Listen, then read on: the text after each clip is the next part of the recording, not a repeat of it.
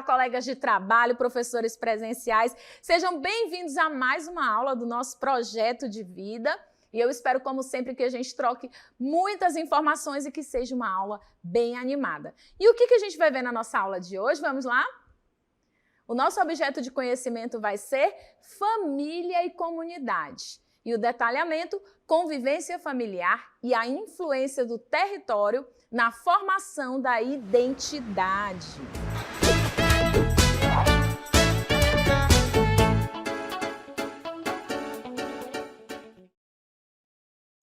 Agora a gente vai à nossa aula de fato, vamos refletir sobre o tema.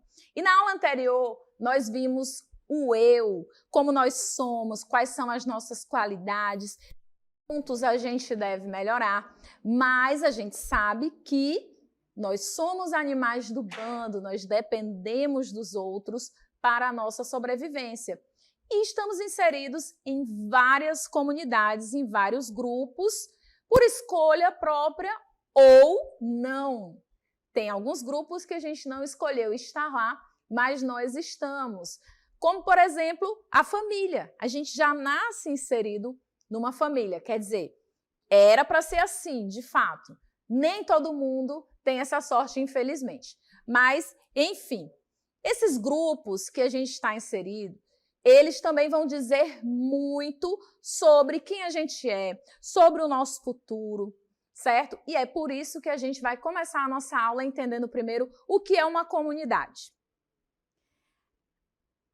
Eu acredito que vocês, a grande maioria talvez não tenha conhecido aí uma rede social que se chama Orkut, que está prometendo voltar, e o Orkut tinha um diferencial que era você se unir a pessoas que tinham interesses comuns aos seus. Então, existiam várias comunidades lá. Tinha uma que eu adorava, que era Alma Pedra, para vocês verem, né? Uma comunidade de gente aí revoltada. Mas, enfim, o que é uma comunidade? O conceito se refere a um grupo de pessoas que compartilham algo em comum, como uma história comum, um objetivo comum, uma determinada área geográfica ou práticas comuns, como as comunidades quilombolas, as comunidades virtuais, que é a que eu acabei de citar o exemplo, e as comunidades escolares, certo? A nossa família é uma comunidade, aí na sua escola você forma uma comunidade, indo para um contexto mais amplo. Você aí, a partir do momento que você sai da sua cidade, vai para outro lugar, aí você já se percebe como membro daquele lugar do qual você saiu. Vocês viram aí que o que vai determinar isso? São as afinidades, os objetivos em comum. Começando pela família, como eu falei, é o nosso primeiro grupo, a nossa primeira comunidade, a gente vai ver aí uma série de diferenças entre essas famílias. E reflita, como é a sua família? Você tem uma mãe e um pai? Você tem dois pais? Ou só uma mãe?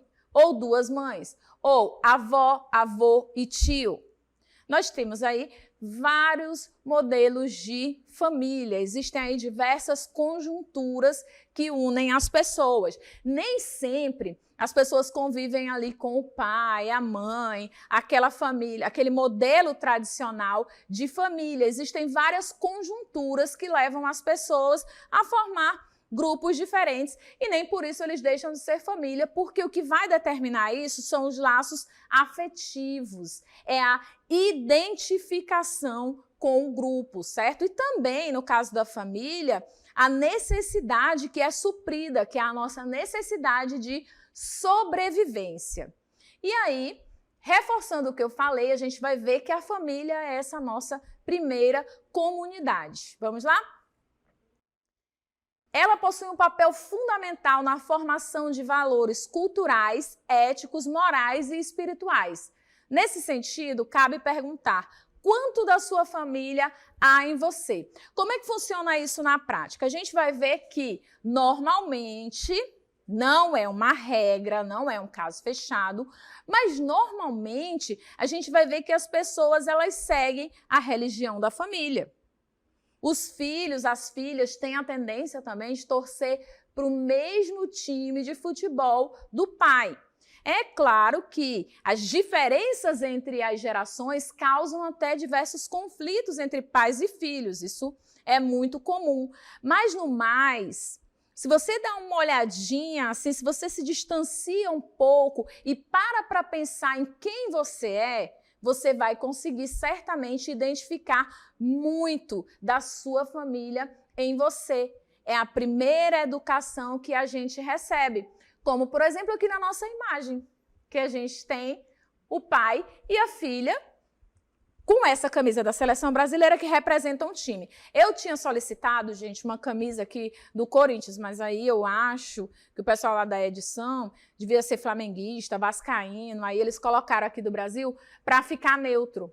Mas esse é um exemplo clássico. Eu não estou dizendo que todo mundo segue o time de futebol do pai ou da mãe, mas que não é raro os filhos herdarem essa paixão dos pais, certo? Vamos lá. Então vamos ver aqui mais exemplos de família, como podem ser essas famílias. Eu trouxe aqui no texto alguns exemplos, mas lembrando que nem todos os tipos estão descritos aqui, tá? Eu trouxe aqui os modelos principais. Como eu falei agora há pouco, nem todas as famílias são iguais. Existem vários tipos de família. E a gente vai começar pela tradicional, que é o tipo mais comum de família, que as pessoas dizem, a família do comercial de margarina, que é formada pelo pai, mãe e filhos. E essa família de pai, mãe e filhos pode ser matrimonial, que é a família legitimada pelo casamento civil, pelo casamento religioso. Existe todo aquele ritual que leva o pai e a mãe a se unirem perante toda a sociedade. Vejam bem, todo o tempo a gente percebe essa relação entre a gente e o outro, certo? Então, perante a sociedade, eles vão lá e assumem esse matrimônio, e é o que a gente chama de uma família legitimada. Mas nós também temos essa família no modelo informal. Quando é que isso ocorre? Quando o pai e a mãe resolvem, aqui numa linguagem bem popular, juntar as escovas de dente.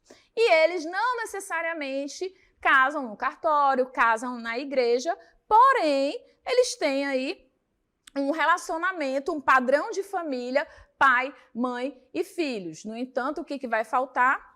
Essa questão do documento, essa questão da legalidade. O que é bastante complexo, porque a gente sabe que, de acordo com as nossas leis, se duas pessoas vivem juntas há mais de 5 anos, isso já traz uma série de direitos para outra, certo? Mas esse não é o foco da nossa aula, vamos continuar aprendendo sobre modelos de família. Vamos lá, quem vem agora? Agora nós vamos aprender sobre as famílias monoparentais, que são compostas por apenas um dos responsáveis, certo? São aquelas famílias em que o pai cria os filhos sozinho ou a mãe cria os filhos sozinha, que são as chamadas mães solo, certo? Nesse caso aqui, a gente vai ver que, infelizmente, se você pegar dados do IBGE, é muito grande o número de famílias que são compostas apenas aí pela mãe, que não há o reconhecimento dos filhos por parte dos pais, e elas são as chefes de família. Embora também existam lares em que existe apenas a presença do pai. Então, quando há só o pai ou só a mãe, a gente tem uma família monoparental. Mas o modelo de família vai ser a anaparental, composta sem a presença de nenhum dos pais. Por algum motivo, a pessoa é criada pelos avós, é criada pelos tios, então não há a presença do pai ou da mãe nessa família. Porém, o indivíduo ele foi acolhido e ele faz parte daquele grupo, certo?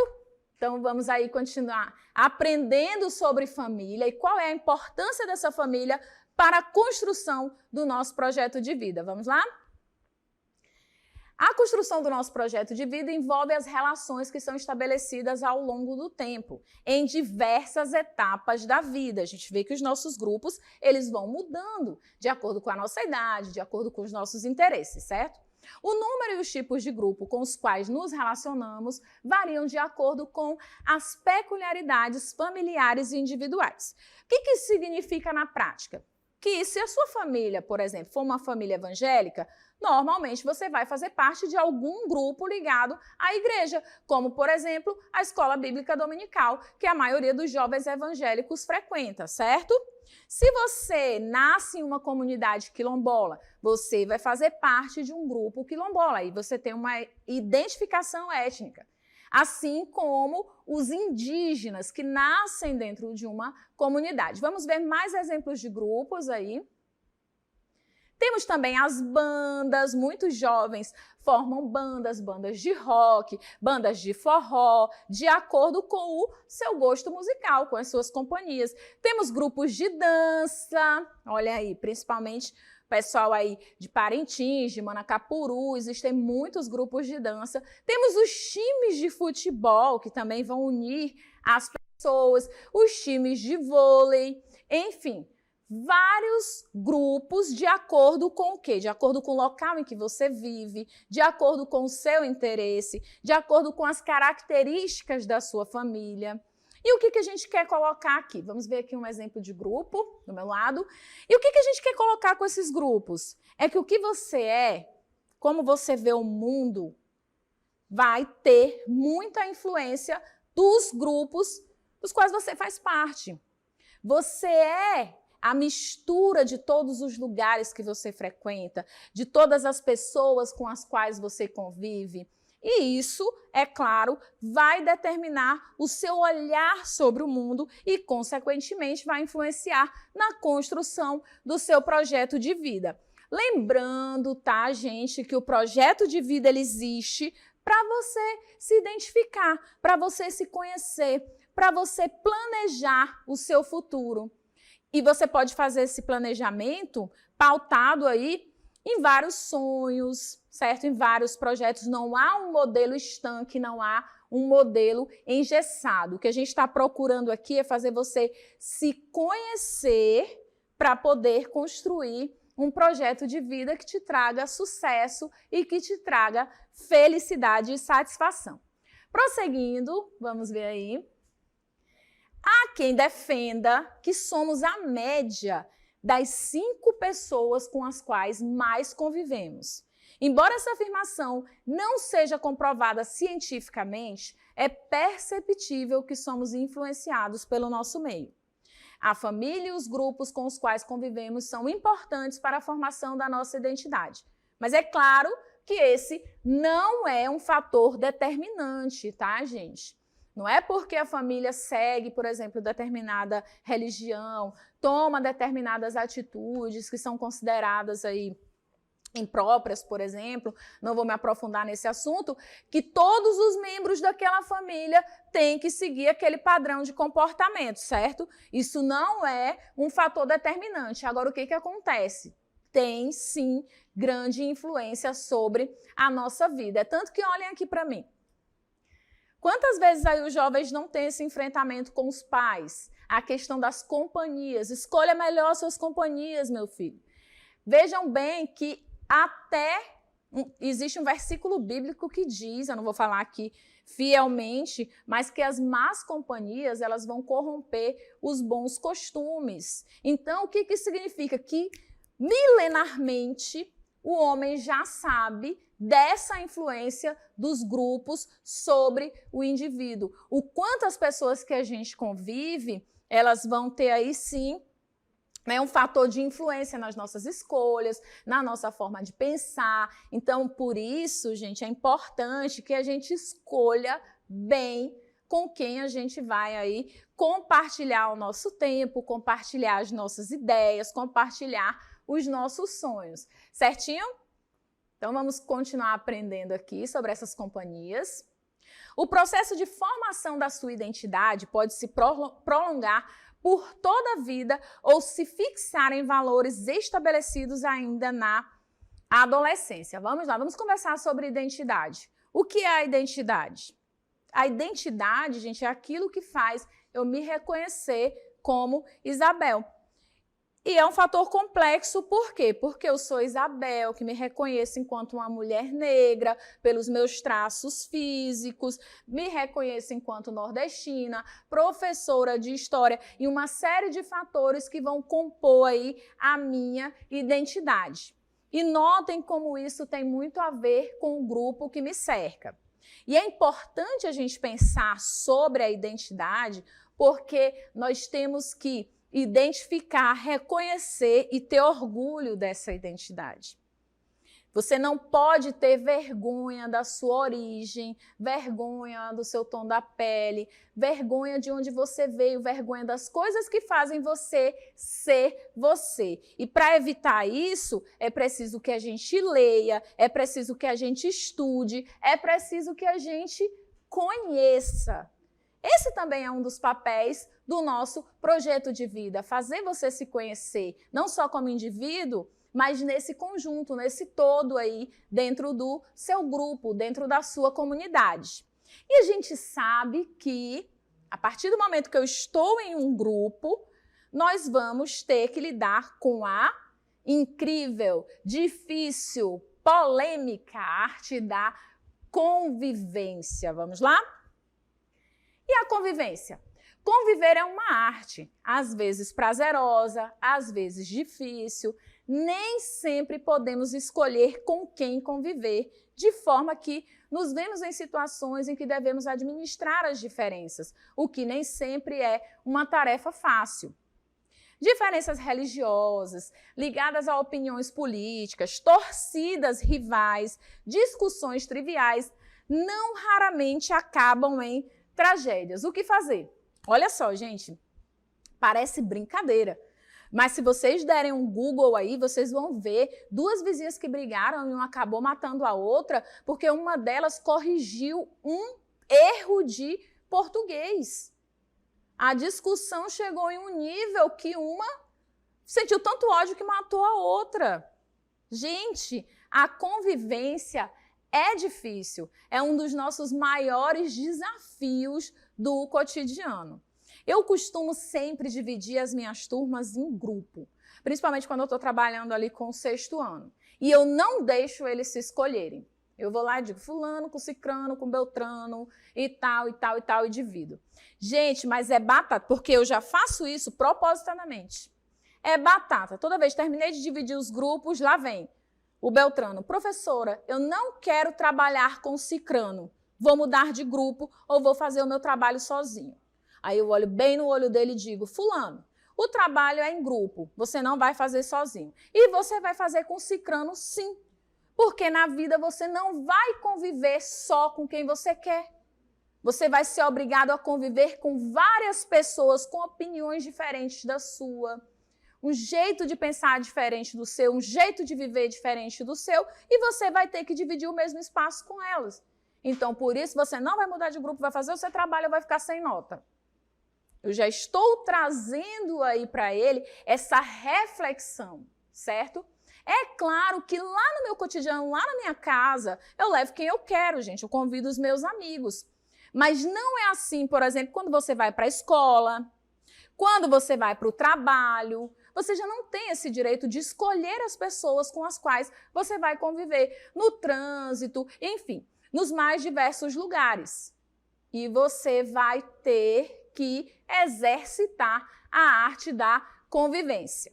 Inclusive, a professora Isabel tem que avançar muito nesse sentido, reconheço. Como é que a gente pode melhorar essa convivência? Vamos lá? A gente tem que conhecer, interagir com pessoas diferentes, dialogar e respeitar. Essas são as possíveis soluções. Não somos obrigados a concordar com algumas pessoas ou nutrir simpatia por elas, mas somos obrigados a respeitar. Nossa Constituição, no artigo 5, vai garantir o direito à liberdade, expressamente mencionado aí no seu preâmbulo. Então, gente, a Constituição ela vai garantir, a nossa lei máxima vai garantir que eu tenho o direito de escolher a minha religião, certo? De escolher o meu time, enfim, eu tenho liberdade para fazer as minhas escolhas. E o fulano do meu lado também tem a liberdade dele. Isso significa que ele pode fazer escolhas bem diferentes das minhas, escolhas com as quais eu não vou concordar, seja no quesito política, seja no quesito religião, certo? Nas redes sociais, quantas vezes você não está ali na sua rede social e você vê uma pessoa se expressando, aí você lê toda a mensagem, meu Deus, que absurdo! Como é que o fulano pensa isso? Como é que o fulano fala isso? Mas é o fulano, é a opinião do fulano. Então, se ele não estiver ofendendo ninguém, se ele estiver apenas se expressando, cabe a você respeitar, embora você não concorde com uma linha, com uma vírgula, certo? E como eu coloquei, é preciso que a gente conheça. Quantas vezes a gente fala daquilo que a gente não sabe? Quantas vezes isso faz com que a gente não se coloque no lugar do outro, não tenha empatia e a gente emita opiniões baseado aí na nossa ignorância, gente. Nós vemos aí essa intolerância no dia a dia, principalmente ligada à religião e à política. Tanto que há um ditado, né, que política e religião não se discute. E não raras vezes isso acaba em tragédia, porque esses são campos da nossa vida que levam a paixões, fazem parte aí das nossas escolhas mais íntimas.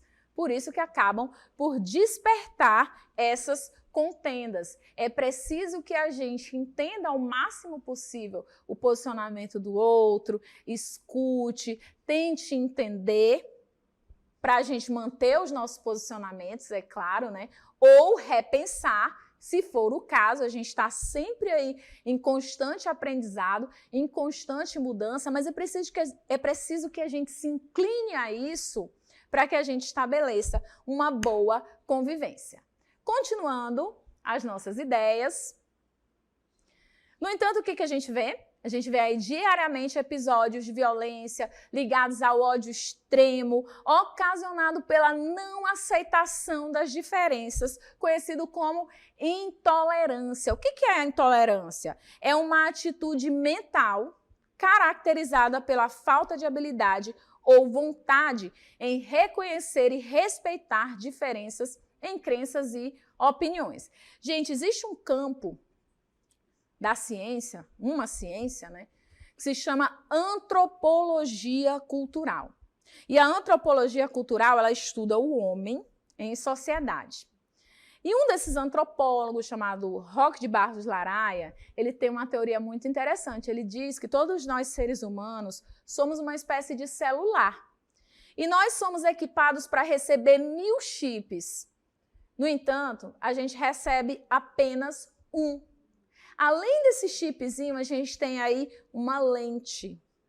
E é através desse chip, dessa lente, que a gente enxerga o mundo. E o mundo é muito grande, existem muitas diferenças culturais, mas eu enxergo o mundo a partir do meu chip, a partir da minha lente. O que isso significa na prática? Significa que eu vou ver o mundo a partir da minha religião, a partir da minha língua, a partir do lugar em que eu nasci e cresci. Tudo isso vai determinar a minha opinião sobre o mundo. E é claro que se a pessoa nasceu em um lugar diferente do meu, ela tem uma religião diferente da minha, ela tem uma língua diferente da minha, ela vai pensar diferente de mim, certo? E é isso muitas vezes que vai trazer aí esse atrito, porque a gente não aceita, a gente tem uma tendência a não respeitar. A gente tem uma tendência cultural a achar que o nosso é que está correto, o nosso é que está bom e o do outro nunca vai estar à altura. Então é preciso que a gente estude e trabalhe isso, certo? E falando nesse mundo da convivência, nesse mundo da intolerância, nesse mundo de achar que eu devo, que eu posso falar tudo que eu acho das pessoas, né, a respeito dos seus posicionamentos, de um modo geral, a gente tem aí a internet. A internet que tem sido palco constante, gente, de práticas de preconceito, de intolerância, de violência. A gente sabe que a violência acontece de várias formas, né? Inclusive, a gente tem aí a violência verbal. né? E a partir do momento que eu vou lá na rede social do outro, ofendo, lembra do exemplo do texto que eu trouxe aqui dentro da aula? A pessoa escreveu um texto enorme, emitindo a opinião dela, eu vou lá e digo, você é burro, você não sabe pensar direito, porque você está expressando isso e tal. Vou lá e coloco um monte de ofensas à opinião da pessoa só porque ela pensa diferente de mim. Então, eu já estou trazendo aí uma contenda, já estou colaborando para esse espaço da internet ser esse espaço aí de brigas, esse espaço belicoso, como a gente fala.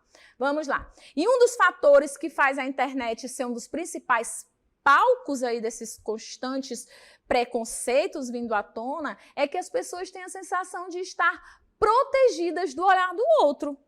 Elas acham que estão protegidas ali pelo anonimato e que isso vai dar licença para elas expor opiniões que machucam e humilham as pessoas.